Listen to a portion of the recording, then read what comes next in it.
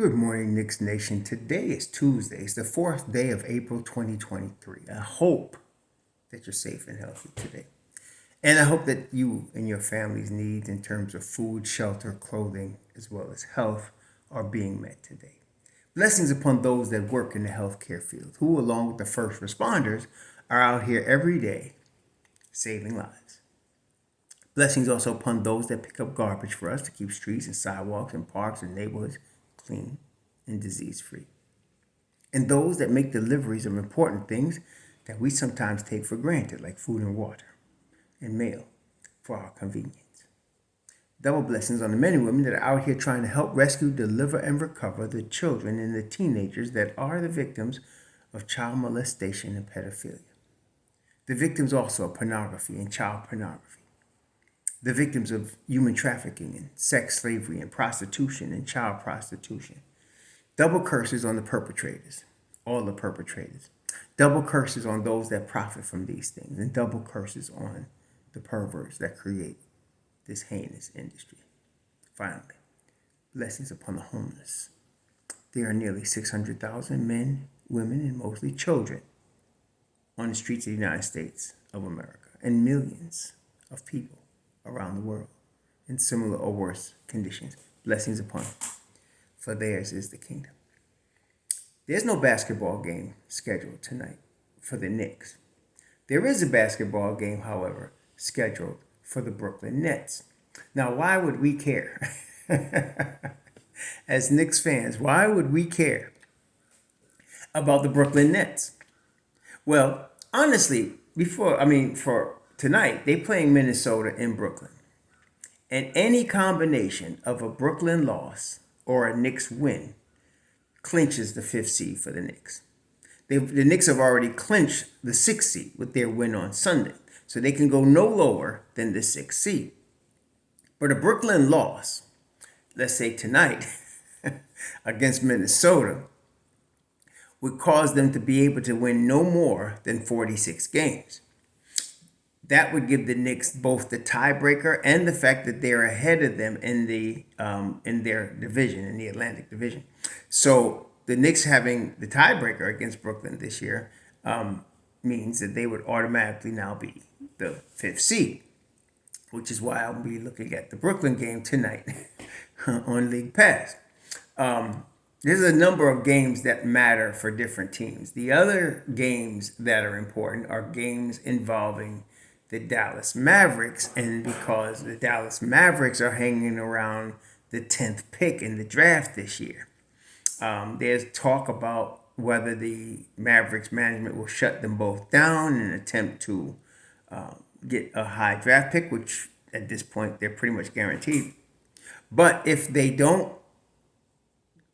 they're not among the 10 worst records in the NBA, then they will give their pick to us. Okay, so if they're the 14th worst record, the Knicks get that pick. Okay, so now it comes down to the pride of Luka Doncic and the pride of Kyrie Irving. Their pride, I believe, their competitive pride would not allow them to be the 10th worst team in the NBA. So I expect them, and in the last game they played, I've heard people tell me, well, they're tanking. That's not true. That's a lie. The last game they played, they were trying to win. I mean, they were really trying to win that ball game, but it just didn't work their way. I mean, in fact, it was against the Hawks. It went into overtime, I believe. They really were, and against the Heat, they were battling. And really, the way I watched both of those games, parts of them anyway, the Heat and the Hawks. The way I look at it, Luka and Kyrie can't play together. And the reason is, what ends up happening, when I say they can't play together, what I mean is this. They take turns. Like, Luka will have the basketball, and then they'll clear out that side, and he'll do whatever he does. Kyrie will have the basketball, and they'll clear out that side, and he'll do whatever. Not that they're trying to hog the ball, but they don't work off of each other. And maybe it's a thing that they have to learn to do that. Some players pick it up right away, and some players don't pick, particularly if you're in a mid-season trade like Kyrie to Dallas.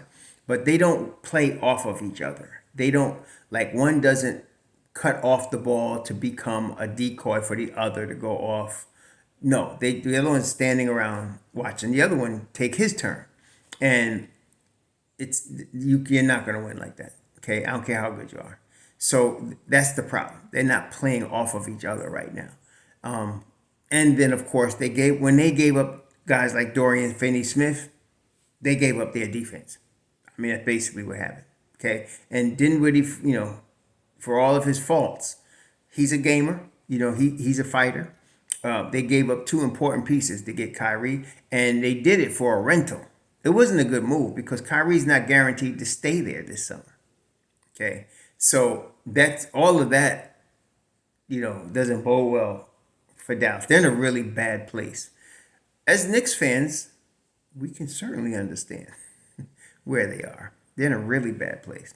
Some of y'all seem to think we still in that place. Ain't woke up yet. Understand we're the 5th seed in the East, second playoff run in 3 years, in year 3 of our rebuild. Some of y'all still talking about fire Tibbs or fire Leon, and Leon ain't the Don, and some of y'all still in that mode, but that's because some of y'all just need some help. And there is help available for those drug problems, so you can get help for your pain, right? But the Knicks are in a tremendous spot right now. Now, today though, I didn't really want to talk about all of that. Really, what I want to talk about today is I want you to, Knicks Nation, seriously, I want you to think and this is difficult. It's difficult for me too. I ain't gonna front, but as objectively and as level-headedly as you can in this question. Somebody asked the question yesterday. Let me see if I can find it because I want to give them credit. Somebody asked the question yesterday, and it's a really legitimate question. It was always there below the surface for me, but they just, kind of asked it out front and brought it out. And this is the question.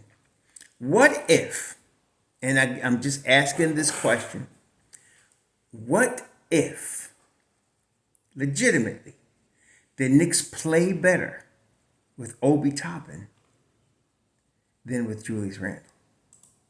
Legitimately.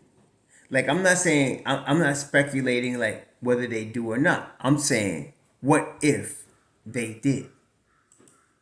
So, in other words, over the next 3 games, plus we've seen 2 other games already with Obi starting. What if over the next 3 games you continue to see him become efficient, defensive, jovial, bubbly, fast? Suppose the Knicks just play better with Obi Toppin. I'm asking a question. I'm not saying they do or don't. Some of y'all still ain't gonna catch this. I'm not saying they do or don't. I'm asking a hypothetical question. What if the Knicks play better? Some of y'all think, I know Gumby ain't gonna be able to do it. He ain't gonna be able to be objective about this, but some of y'all will. Like my man Gumby. But what if they legitimately play better with Obi Toppin? What if they are legitimately a better team with Obi Toppin than they are with Julius Randle? That's a question. And so why am I asking the question? Well, if, again, hypothetically, if the Knicks are a better team with Obi Toppin than they are with Julius Randle, do you trade Julius Randle this summer? You see, what's going to happen? What's going to happen is, I can't find the dude that asked the question. I think it was my man. I can't say his name because if I say it, it's not the right guy. I'm going to mess up here. But what's going to happen is, let me tell you what's going to happen. The Knicks are going to play well these last 3 games with Obi Toppin starting. They're going to play very well. Obi is going to play very well. And after that is over, Julius is going to come back. And Julius is going to assume his starting 4 position. And whatever happens, we want the Knicks to win in the first round against Cleveland, and they could be able to do that. I think they'll be able to do that, and I think Julius will help them do that because they can't handle his strength. He's too strong. He's too strong.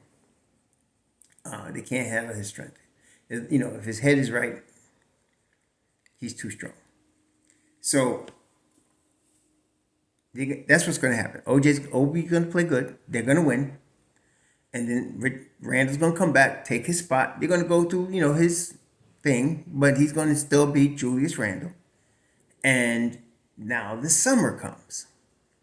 Okay, now unless they win a championship, there's going to be questions and evaluation. That's what every summer is. So they're going to go back and they're going to look at Obi, and you're going to have other NBA teams say, we're interested. We're interested. And the Knicks are going to have to make a decision. And Obi is going to have to make a decision. Am I going to give up? Because it's Obi's dream to play for the Knicks. That's his dream. Did y'all remember him on draft night? Between his mother and his father? Bawling in tears because he was so happy that the Knicks chose him. Playing for the Knicks is his dream. But also, he's now a father, I think, of 2 children, and 25, and approaching his prime. He got to think about his future and his family's financial future. So decisions are going to have to be made. Well, again, that comes back to this. What if the Knicks are better with Obi Toppin than they are with Julius Randle? What if they're just a better team? Would you trade Julius Randle this summer? Some of y'all I know are going to just say yes. I mean, because some of y'all, like me, were ready to trade him 2 years ago. But now that he's going to become, definitely he's already an all-star 2 of the last 3 seasons. He's 25-10 with 5 assists. He might even become All-NBA this year for the second time in 3 seasons. That's legit. But we also know about his mercurial nature. Let's put it that way. We know about his mercurial nature. And we also know that though he's extremely talented, he is not the true leader of this team. Brunson is. Okay? Brunson is. And we also know that guys like RJ and Quentin Grimes show a lot more maturity as leaders than Julius Randle. I'm just being real. I mean, you can disagree with me. As far as talent, we're not comparing talent. I'm saying there's guys that show a lot more leadership maturity than Julius Randle does. Okay? And so this is what we're dealing with. If you're better if you're better with Obi Toppin starting, what do you do? Because there's a lot of politics involved. What we need to understand is this is not simply a question of dumping Julius, as some of y'all ignorantly say. There's $100 million investment here. You have $100 million. Think about that. You're James Dolan. You're writing these checks. You have $100 million investment in Julius Randle. What are you going to do? You got an investment in Obi Toppin also. It's not that much, though. It's not that much. You got an eighth overall pick investment, which is big, but it ain't $100 million. That's a lot of money. And I know $100 million ain't what it was, but it's still $100 million. Okay? You have that investment in Julius Randle. But your team plays better. I'm just saying hypothetically, let's say your team plays better with Obi Toppin. That's a tough call. That's a tough call. That's a tough call. I don't know. What they do. I really don't. I'm being honest. I don't know what they do. I think the odds are at the end of the day, Obi gets traded. Because there's a number of teams. Miami needs a power. Miami's starting an 100-year-old Kevin Love. They ain't got no power forwards.